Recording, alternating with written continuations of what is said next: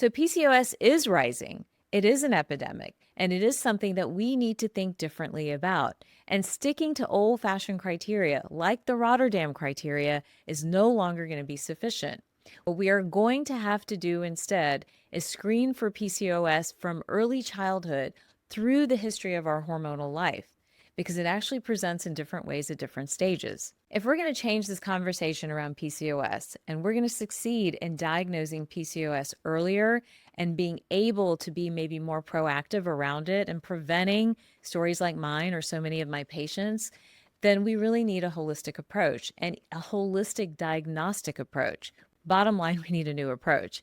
So, what I would like to see happen is a couple of things, no matter where you are in your time span, right? Whether you're a mom taking care of a child, whether you're a young woman really trying to get pregnant, or you're just not feeling right, or whether you're in your 30s and 40s and you're noticing hormone changes associated with PCOS, or even if you're in menopause, because there is a version of PCOS for each of these stages.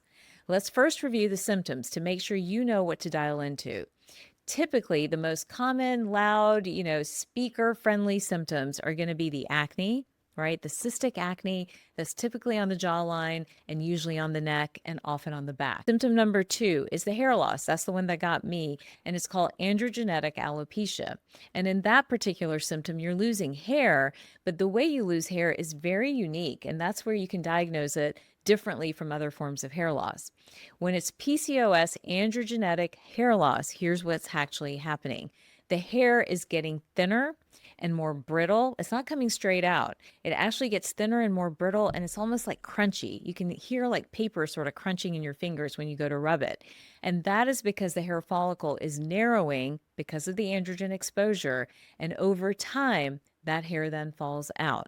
So hair loss is a symptom, but that particular type of hair loss, where the diameter of the hair thins, it falls over time, it's almost not noticeable until next thing you know, you have this wide gap part that you've never had before. And that's exactly what happened to me when I was dealing with PCOS in my 20s.